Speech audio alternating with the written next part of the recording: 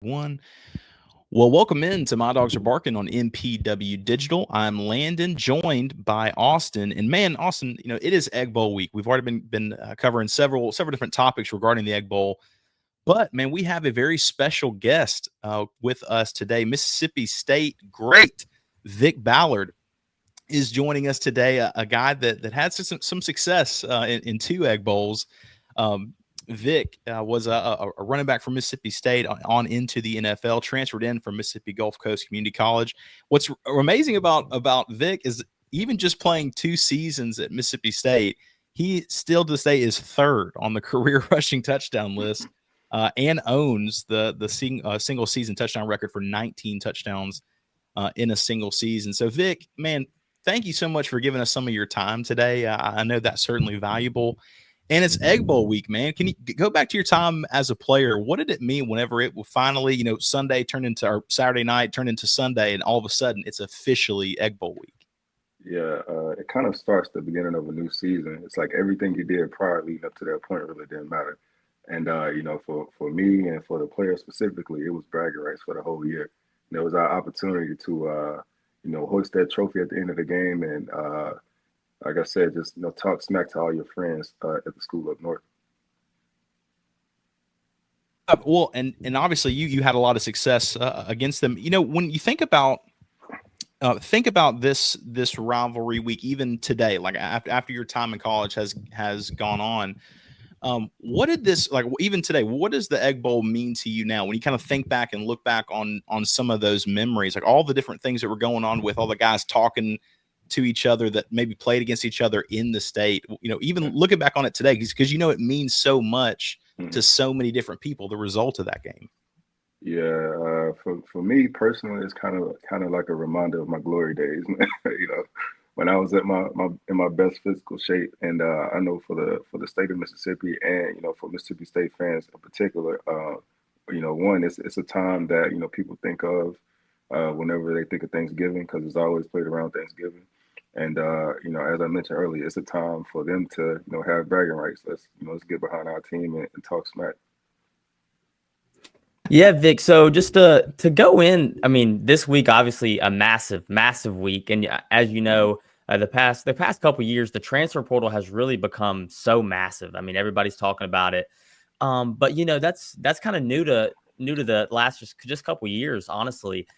Coming into this Egg Bowl, got a lot of guys in Starkville are from the transfer portal this year. A lot of guys weren't, brought up in Mississippi. They don't really know the Egg Mhm. Bowl like kind of, Mississippi guys. What would be your message to those transfer portal guys or just recruits that we got out of just other states? What's kind of your message to them going into this big game for the state? Just take it all in. It's an experience that's like any other. Get immersed in the culture, get immersed in the game day experience, especially if you're a freshman and you plan on being there for the next 4 years, because it's an experience that's like no other. It's something that me and a lot of my friends still talk about to this day, and most importantly, just have fun.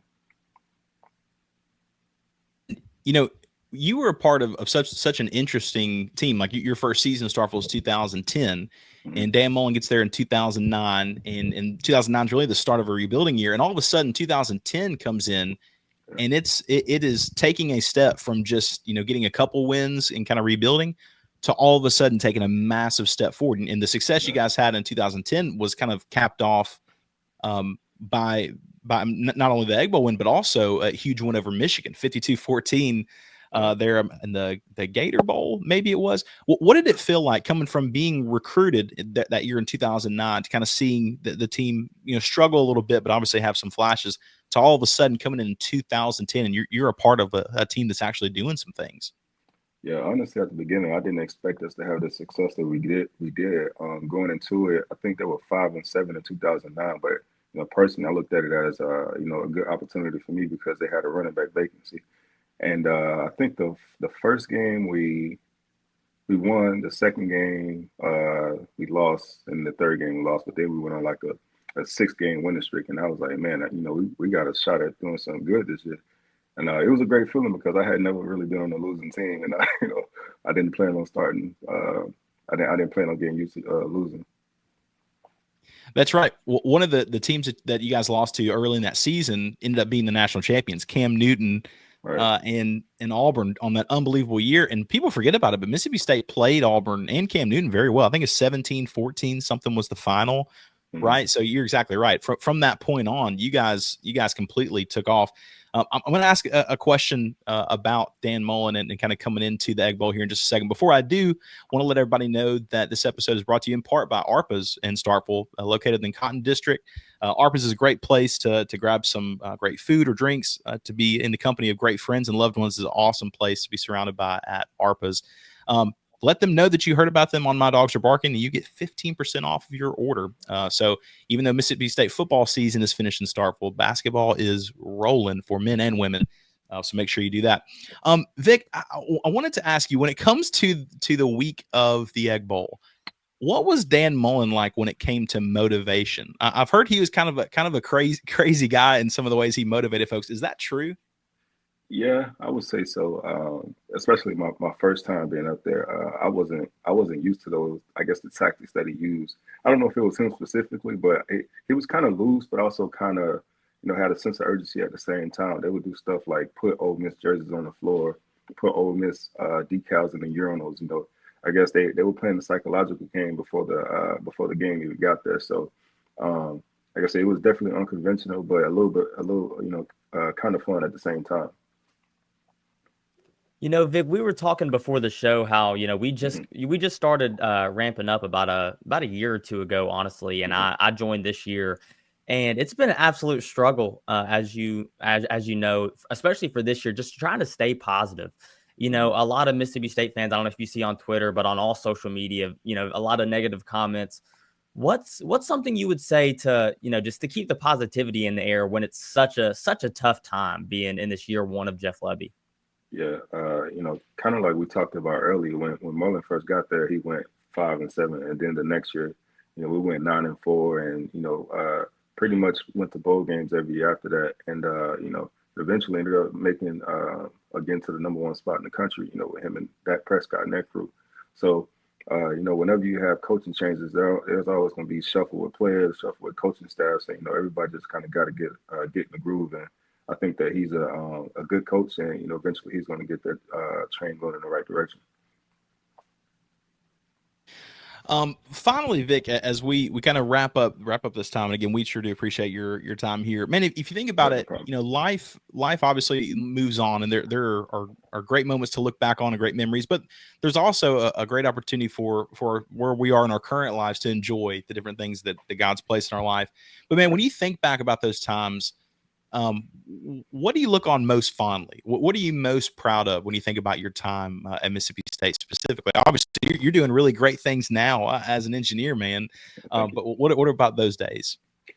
I would definitely say the camaraderie and the relationships, because we went through so much as a team. From the highs to the lows. We lost a teammate back then. We went to multiple bowl games. We struggled in the hot sun. We laughed, we cried. We caught full body cramps in camp. Like stuff like that. You can't. It's a once in a lifetime experience. You can't really fabricate it anywhere else in life. So I definitely miss those times, and I definitely appreciate going through what I did with the teammates that I had. Austin, my man, what does it mean to be rich? Maybe it's less about reaching a magic number and more about discovering the magic in life. Skip Langley is your Batesville, Mississippi Edward Jones advisor, serving clients in the area and across the state of Mississippi. Count on him for financial strategies that can help support a life you love, because the key to being rich is knowing what counts. So contact him today at 662-563-9843. And together, you can find your rich. Edward Jones, member SIPC. Austin, I loved having Vick Ballard in for the interview, man. It's so kind of him to give us some of his time, and a guy that's doing some really amazing things, man. I think he said he is working on M16s or what did he say, M15s? He's working on like jets. Yeah, it was the fighter jets that they use. Yeah. I mean, I've heard them several times. I feel dumb for not knowing, but I mean, it was like the main fighter jets that are used today. So I thought it was really, really cool. Oh no, sorry, not M16, the F16s. My fault. There you go. Like Yeah, F16s. Like dude's been a baller for a while. Now he's over here working on fighter jets. But obviously, really cool to have him in here. Something I wanted to talk about just briefly. Again, this is Egg Bowl week, man. It's everything Mississippi State and Ole Miss. I remember that year. I mean, think about 2009 is the last like that. That was a big rebuild year. Mississippi State is going through another rebuild year with Jeff Lebby, and year 2 is what they were hoping to see a big jump in. 2009. I mean, think about the jump that Mississippi State went from 5-7, and they played a lot of those teams really close. Dan Mullen's first year, and then exploded. And as he mentioned, like Mississippi State lost. I think this is the first couple of games. I think they lost to LSU. Then they lost to Cam Newton and Auburn by 3, and then just go on this massive winning streak. And Mississippi State really, really took a jump forward, and a part of that was because of Vick Ballard. That's kind of the thing that people are hoping will happen with Jeff Lebby and coming up this year. What do you remember about that time? I was very young, and I mean, I just remember being that young. I just remember we were so bad. I mean, so just undescribably bad. And to be honest, I don't remember. I wasn't cognitively or whatever the word is. Austin's a little bit younger than most of us. I'm pushing 30. Austin's a little younger. I wasn't there for the Croom years. I was alive, but I wasn't really, watching every down. And so, I Which is grew a up great with Dan thing. Mullen. Oh yeah, I mean, yeah, exactly. So I grew up with Dan Mullen, and obviously I looked back, and I, got to see a lot of what Croom did, and all of that. But yeah, I grew up in Dan Mullen. I grew up in that 2014. I mean, that was a great year. I was 9 or 10 years old that 2014 year, and then the 2015 year, Dak's senior season. But it was so cool. I got to see all that. I remember when Dak played his first game. I remember exactly where I was when Dak played his first game his sophomore year. Like I remember it. It's just so fondly. And Vick Ballard, like you said, we were so grateful to get him on the show. But I mean, he, laid the foundation of what Dan Mullen can do. And so, Dan Mullen needed those, stepping stone pieces. And Vick Ballard, obviously, I mean, you said he's third, I think, was it third in all-time rushing touchdowns? I mean, that's unbelievable because the guy didn't play 4 years. He only played 2 years. So, I mean, that's unreal. And when you have a guy like that, when the team overall around him was not that great, but they had a giant upside, and those wins that he helped get might have gotten recruits that were on that 2014 team or were on that 2013, getting building blocks, and like this year, may say Kevin Coleman leaves and like he goes to the NFL. Well, Kevin Coleman was on this team when we were really bad. He was a bright spot like Vick Ballard was. To when we, I hope I'm talking it to existence, but maybe in 2 or 3 years when we start getting a lot better, we can say, man, Kevin Coleman was such a good piece to help us, even maintain, anything that year. And Vick Ballard was such a monumental piece for Dan Mullen's starting out his career in Starkville. Yeah.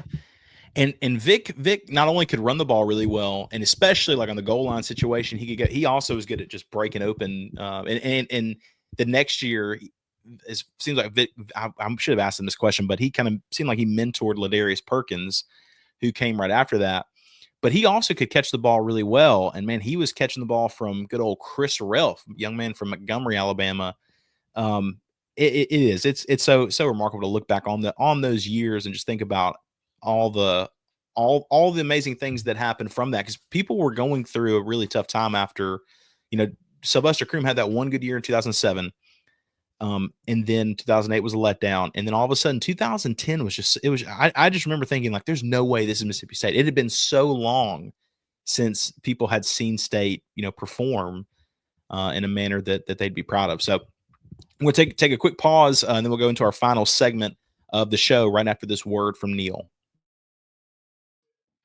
All MPW digital podcasts are brought to you by our friends at Parish Brewing Company, located in the heart of Cajun country in Broussard, Louisiana.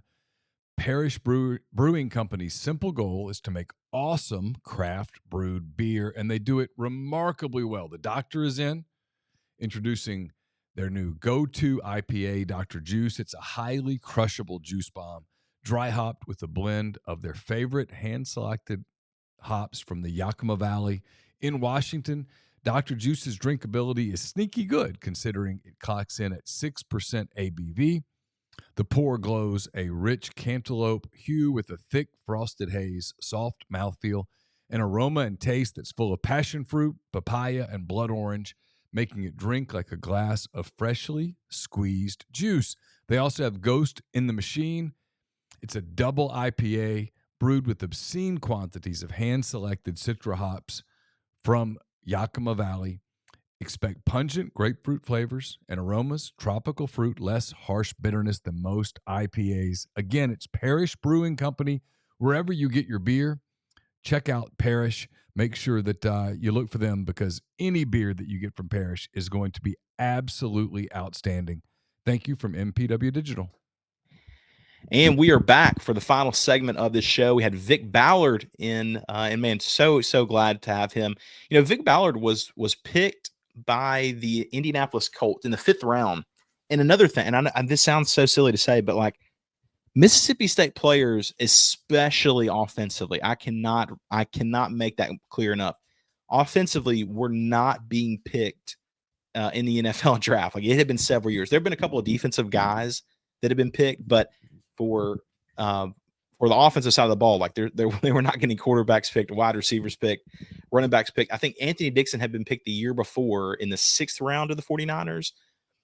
But yeah, once Vick got picked there, like that's another part of another part of the foundation, because after that, I mean, really State went on a good 10, 12-year run of NFL draft picks.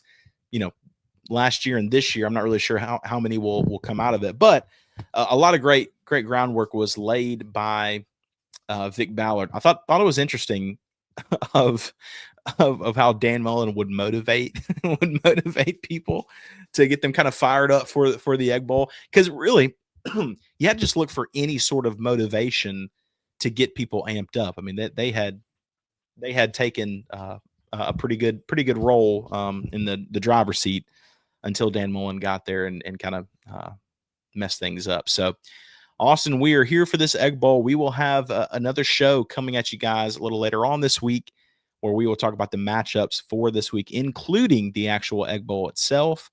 Very excited about that. Hope you guys have a very happy Thanksgiving. Have a wonderful time with family. Enjoy yourselves. And hey, we'll see you on Friday.